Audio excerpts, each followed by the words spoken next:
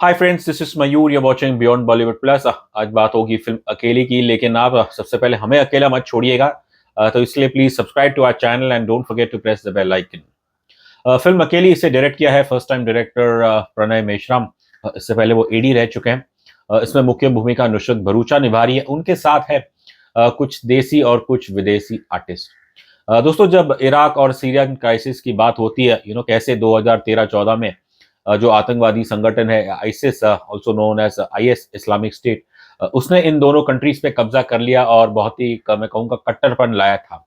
अब as it often happens during war, and specially during acts of terror, दुर्भाग्य से कई बार इसमें आम नागरिक भी फंस जाते हैं। और सिर्फ लोकल ही नहीं, बल्कि यहाँ पे विदेशी नागरिक भी कई बार फंस जाते हैं।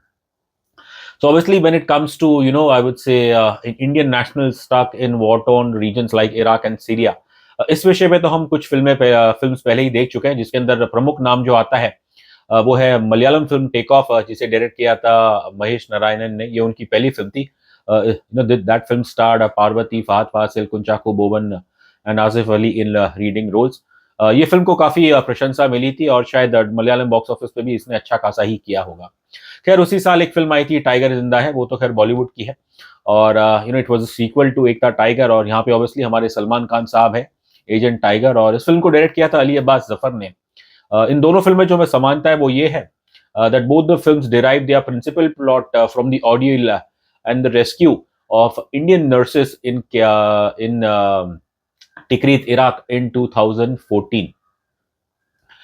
तो खैर, अब आई थिंक 2-3 साल के बाद एक फिल्म आई थी बागी 3, जिसके अंदर हमारे tiger Shroff he played literally a one man army character, जो सीरिया में जाके अपने भाई को बचाने की कोशिश करता है।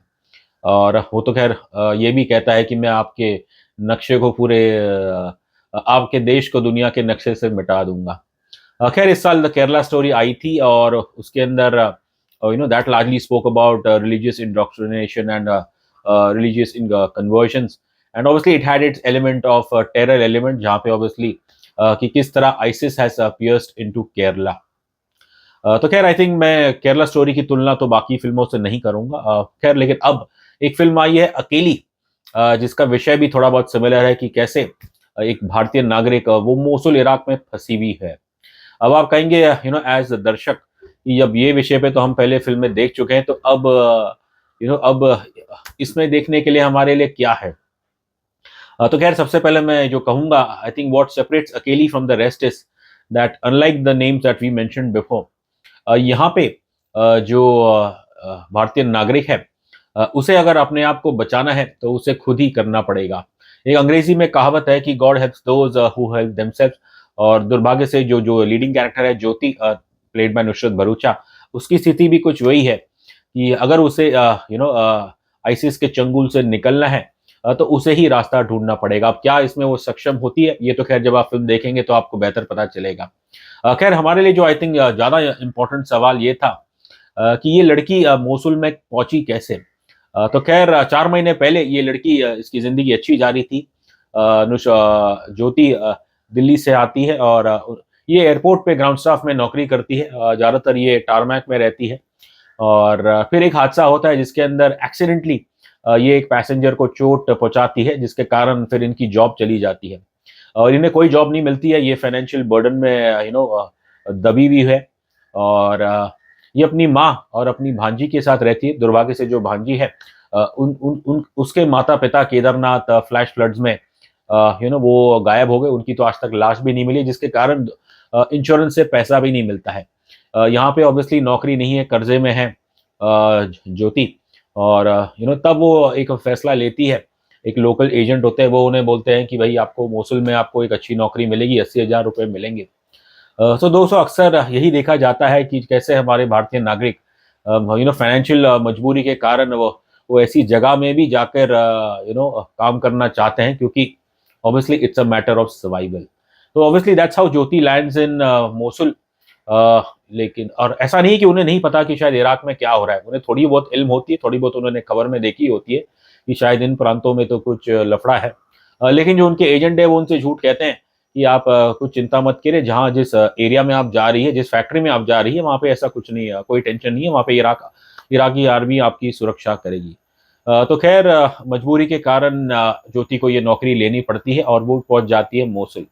अब जैसे ही वो लैंड करती है और फिर वो एयरपोर्ट से जब अपनी फैक्ट्री की तरफ जाती हैं, तो उन्हें लेने के लिए गाड़ी आती है जिसके ड्राइवर खुद उनके मैनेजर है रफ़ीक निशान दहिया। और और फिर आधे रास्ते में दुर्भाग्य से एक गाड़ी को रुकना पड़ता है और वो देखती है कि पूरा रोड पे एक भीड़ जमी हुई है और एक छोटी बच्ची है जिसकी बॉडी के ऊपर बॉम्ब लगा रखा है, टाइम बॉम्ब।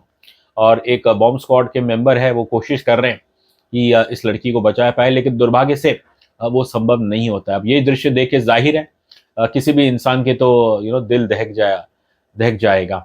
और पहले ही दिन जब ये देखा है, जाहिर है I think under normal circumstances कोई और इंसान होता तो वो तो सीधा अपने ड्राइवर से कहता था कि भैया गाड़ी घुमाओ और मुझे वापस एयरपोर्ट ले जाओ, मुझे यहाँ पे नहीं आना है। अब क्योंकि ज्योति की मजबूरी है तो इसलिए वो मन मार के वो आगे चली जाती है।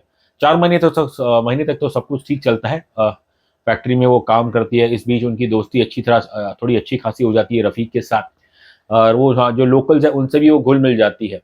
लेकिन फिर आइसिस 4 महीने के बाद आइसिस इस फैक्ट्री में अटैक करती है और जितने भी लोग होते हैं, ज़्यादातर खासकर औरतों को तो सबको ये ज़्यादातर बंदी बना लेते हैं और जो मर्द होते हैं उन्हें तो ये गोलियों से मार देते हैं। हमारे लिए दिलचस्प बात ये थी, पहले तो शायद हमें लग रहा था कि ये फिल्म शायद पूरी तरह से काल्पनिक होगी या फिर क्या पता ये किसी सच्ची कहानी पे आधारित होगी। दोनों चीज़ का कुछ जिक्र नहीं है इन द डिस्क्लेमर। लेकिन प्रेस शो के बाद जब हमने डायरेक्टर साहब से बात की तो उन्होंने बताया ये जो कहानी है, it is loosely inspired by the story of a woman who was caught in the ISIS net. और लेकिन ये जो नारी है वो भारतीय नहीं है, वो एक मिडिल ईस्ट नेशन की है। अब this lady has supposedly chose not to disclose her identity.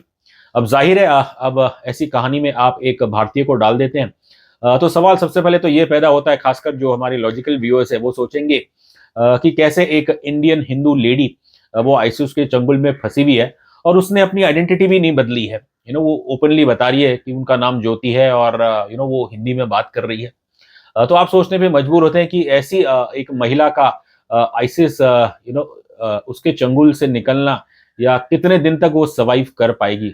और खासकर जो माना जाता है जो ऐसे आतंकवादी गिरोह हैं वो तो जो नॉन मुस्लिम्स होते हैं जिन्हें तो वो सिर्फ काफिर मानते हैं, वो तो सबसे पहले उन्हीं का सर काटते हैं। तो खैर ये तो मैं कहूंगा बस एक फिल्म है। Every film maker around the globe is entitled to creative liberty.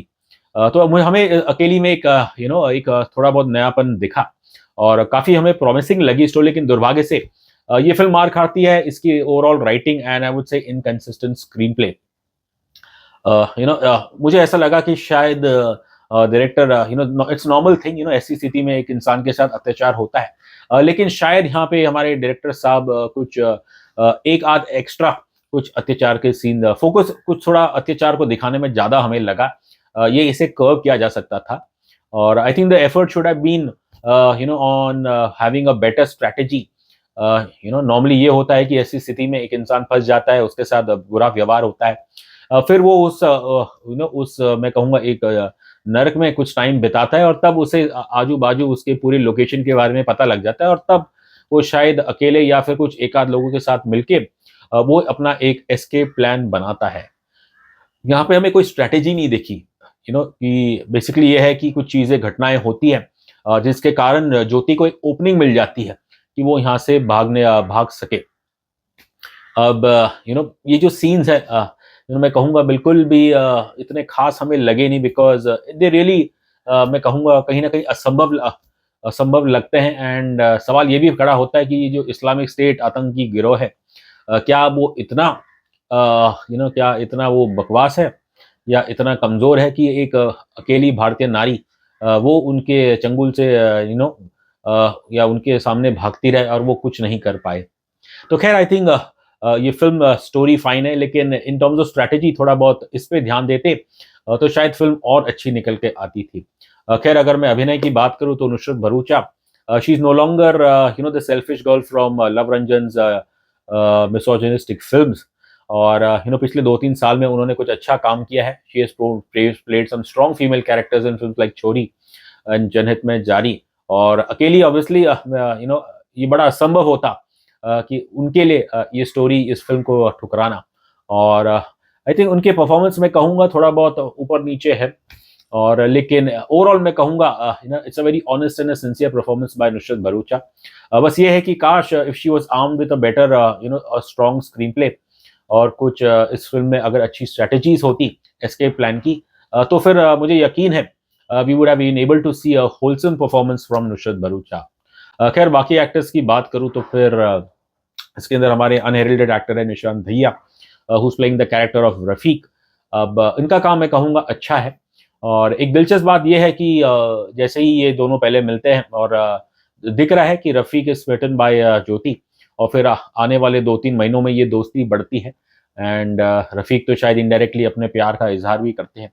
But in दोनों के बातचीत के दौरान एक इम्पॉर्टेंट चीज निकल के आती है, जब रफीक ज्योति से कैसे जिक्र करते हैं अब आपके मुल्क।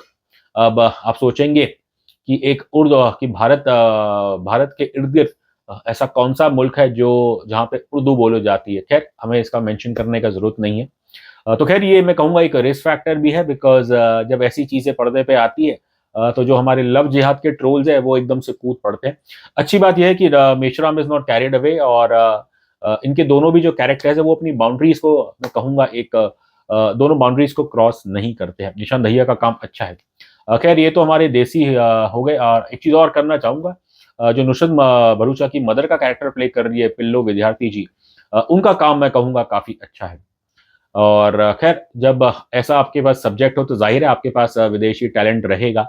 अब इसके अंदर जो आई थिंक जो दो प्रमुख फेसेस है, जिसके अंदर एक है Amir Boutrous who plays the local ISIS commander Wahab, और इनका काम तो हमें कुछ खास नहीं लगेगा, और बार बार जब ये पर्दे पे आते हैं और फिर वो जो एक बहुत ही मैं कहूँगा एक पेनफुल बैकग्राउंड म्यूजिक बजती है करके, इट्स वेरी अनोइंग। और फिर बाद में जो इस फिल्म के जो प्रमुख विलन है, that is Asad, which is played by Israeli actor Sahi Harelvi, I think that's the name। ये एक्टर खैर ये प्रसिद्ध है क्योंकि इन्होंने फौजा सीरीज में काम किया था, और ये उनकी पहली बॉलीवुड फिल्म है। जब ऐसी फिल्म आती है तो फिर एक हमेशा एक डायलेमा रहता है कि क्या आप अपने ही देसी एक्टरों से अरेबिक एक्सेंटेड हिंदी में बात करवाएंगे, या फिर आप विदेशी एक्टर्स को उनकी भाषा में बात करने दें। I would say that Meshram is very brave to take the latter call, लेकिन एक रिस्पॉन्सिबिलिटी एक रिस्क रहता है कि आपको एक बैलेंस रखना है टू एंश्योर दैट कि जो आपकी जो मेन ऑडियंस है, जो आपकी कोर देसी ऑडियंस है, कि उसे आप अलग ना कर दे। अब इस फिल्म में कुछ ऐसे कई पल है जहाँ पे आपको भाषा को लेके ऑब्वियसली थोड़ी दुविधा होती है। ये problem is not due to the Arabic language, but की जो सबटाइटलिंग है जो कि हमने तो खैर देवनागरी में देखी, और वो बहुत कम समय, it's hardly there for a few 1 or 2 second. So यदि आप एक अटेंटिव व्यूअर नहीं है तो चांसेस आर दैट कि आप वो सीन्स आपको समझ नहीं आएगा कि वहाँ पे क्या बोला जा रहा है। खैर मैं उम्मीद करता हूँ कि जो कम से कम जो इंटरनेशनल स्क्रीनिंग्स होगी वहाँ पे शायद इंग्लिश सबटाइटलिंग होगी, या फिर you never know in the middle east शायद इसके अंदर अरेबिक सबटाइटल है। वहाँ तो खैर अरेबिक भाषा का जरूरत नहीं है। तो खैर बस ये कहूँगा कि आई थिंक फिल्म स्टोरी अच्छी थी, पोटेंशियल था, लेकिन पूरी तरह फिल्म अच्छी तरह बन के नहीं आती, और वही फ्रस्ट्रेटिंग है। इसका म्यूजिक भी कुछ प्लेबैक म्यूजिक भी कुछ खास नहीं है, और ऐसा लगता है कि बस गाने तो बस नाम मात्र के लिए डाले गए। It's purely formula compulsion. हाँ जो ऐसा वहाब का कैरेक्टर है उसकी बैकग्राउंड म्यूजिक बहुत बुरी है, लेकिन ओवरऑल अगर आप इसका बैकग्राउंड म्यूजिक देखिए रेस्ट ऑफ द फिल्म में, वो काफी मैं कहूँगा ठीक ठाक है। बस यही है कि आई थिंक एक मैं कहूँगा एक अपॉर्चुनिटी लॉस्ट हो गई है। एक थोड़ी बहुत नयापन जो इस कहानी में था, वो इसका यूएसपी था, लेकिन जिस अंदाज में ये स्क्रीन पे निकल के आता है कहना पड़ेगा Akelli does not live up to its potential. खैर अगर हम बात करें रेटिंग की, तो हम इस फिल्म को देते हैं 5 में से 2 स्टार्स।